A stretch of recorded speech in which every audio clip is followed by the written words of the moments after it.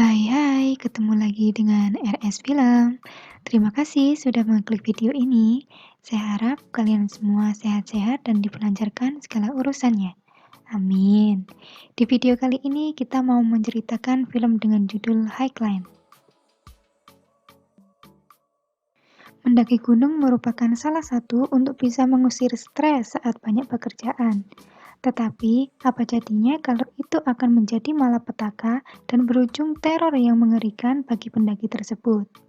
Hal ini dialami oleh sekelompok muda-mudi yang berjumlah 5 orang, yang memutuskan untuk mendaki di sebuah gunung yang ternyata gunung tersebut dihuni oleh sosok yang mengerikan dan siap mengancam nyawa kelima orang tersebut. Bagaimanakah kisah selanjutnya? Kita rangkum ceritanya.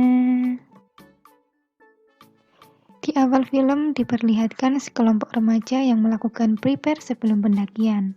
Ada Fritz sebagai leader bersama pacarnya Karin, lalu ada Chloe dan pacarnya Luke, dan ada juga William, mantan pacar Chloe, atau bisa dibilang masih belum bisa move on dengan Chloe. Singkat cerita, mereka memulai pendakiannya. Awalnya semua nampak normal, sampai di mana mereka mendapati pelang larangan untuk mendaki. Dikarenakan akses jalan tersebut nampak tertutupi puing bebatuan.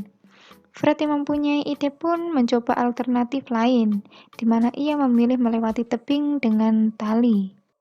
Saat dirasa aman, yang lain pun mengikutinya. Bon, moi, c'est parti.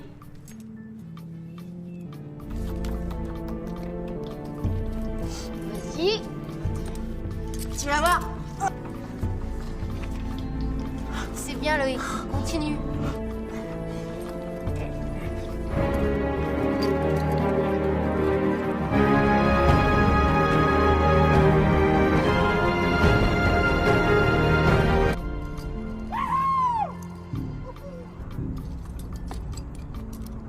Encore un.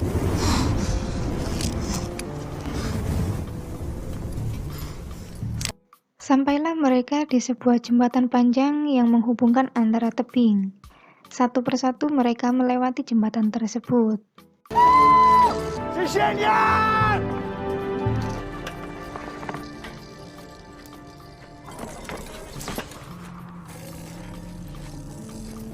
Regarde pas en bas. Namun Luke nampaknya agak takut saat melewati jembatan itu. Dengan perlahan, ia pun sampai di tepi.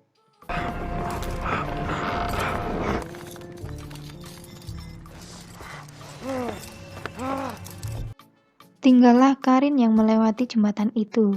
Tiba-tiba kabel yang menghubungkan jembatan tersebut mulai longgar dan akan segera lepas. Sontak membuat mereka semua panik. Fred langsung melemparkan tali dan menarik Karin. Akhirnya Karin pun selamat. Singkat cerita, mereka melanjutkan perjalanannya kembali. Namun apes, belum lama berselang, tali pengaman tebing telah terputus. Fred dan Karin pun mencoba mengaitkan tali ke atas tebing, sementara Luke mulai mengalami serangan panik dan mulai takut ketinggian. L'eau, tu vas te vacher, d'accord? Loïc, fais ce qu'il t'a dit, Fred. Regarde, je me vache là.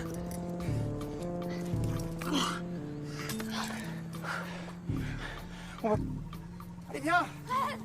J'arrive pas. Lâche-toi. Je sais qu'elle était fermée. Tiba-tiba kaki Fred mengenai jebakan beruang. Karin mencoba membukanya, namun jebakan itu terlalu kuat. Di sisi lain, Loïc.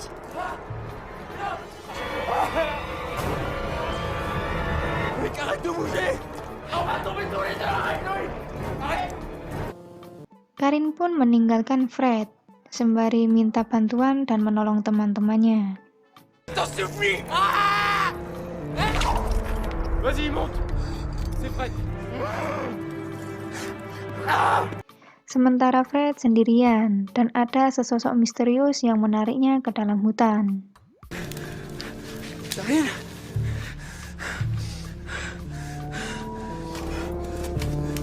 Karin? Karin?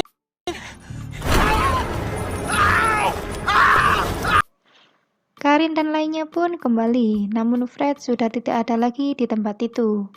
Ia juga melihat jebakan beruang yang sudah lepas dari kaki Fred.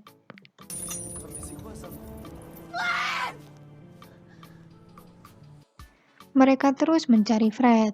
Di tengah pencarian terjadi perselisihan antara Luke dan William yang memperebutkan clue. Saat clue hendak melerai, ia malah terjatuh ke dalam sebuah lubang. Karin pun segera turun dan menolongnya. Di sana ia mendapati clue dengan keadaan tangan yang tertusuk pada sebuah ranjau. Ia pun membantunya dan kembali ke atas.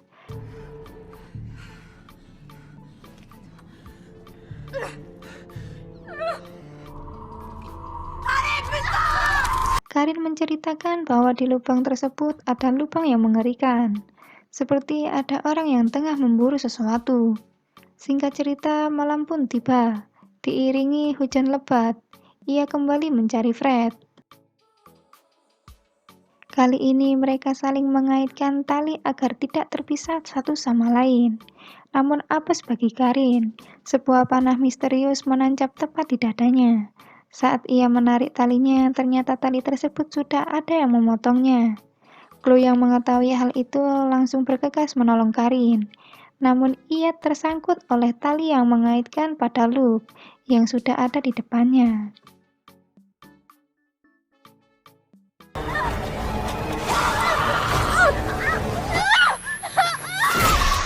Kali ini Karin dibawa oleh sosok misterius tersebut.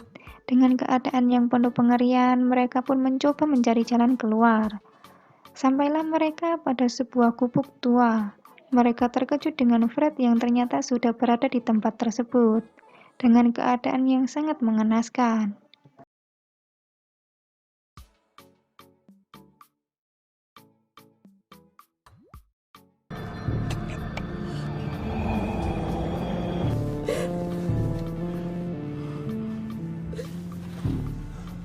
Faut pas rester là.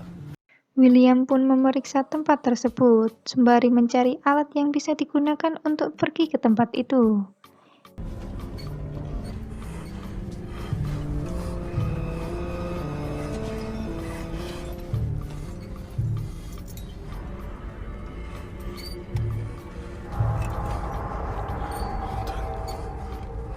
Ia menemukan tas Fred yang berisi suar.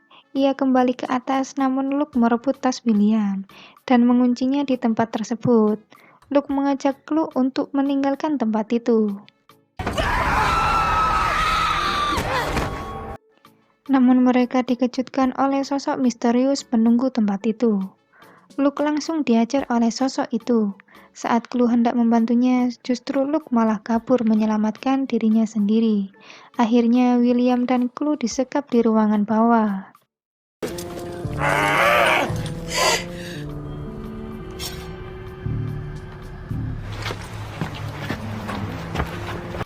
Diketahui sosok misterius itu adalah Anton, seorang psikopat gila yang tinggal sendirian di dalam hutan. La touche pas, je te dis, la touche pas. Lâche, la touche pas. Kali ini Anton membawa Chloe untuk dibelah perutnya. William yang masih di bawah pun tak bisa berbuat apa-apa.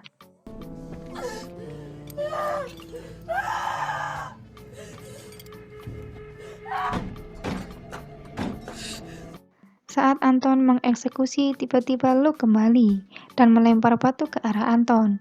Sontak Anton pun langsung mengejarnya. Chloe pun mampu melepaskan ikatannya dan langsung menolong William. Sementara Luke masih diburu oleh Anton, William dan Chloe bergegas menolong Luke.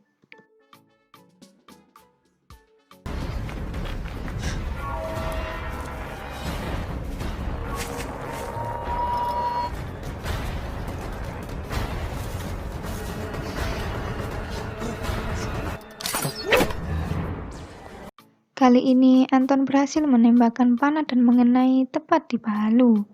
Tapi Luke tetap berlari sampai dia di tepi jurang. Tak ada pilihan lain, Luke pun melawan Anton.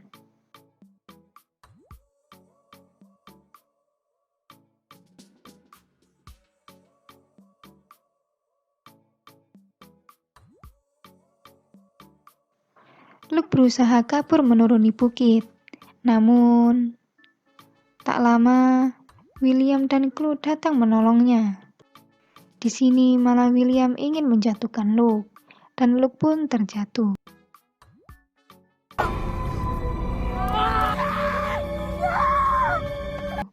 Tak lama, sebuah panah menancap tepat di belakang kepala William.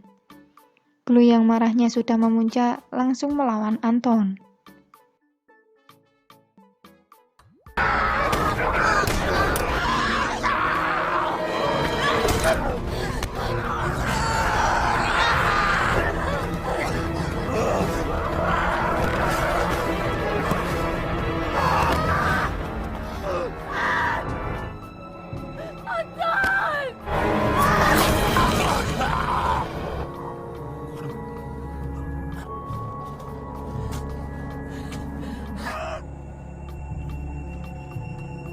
Chloe pun berhasil mengalahkan Anton.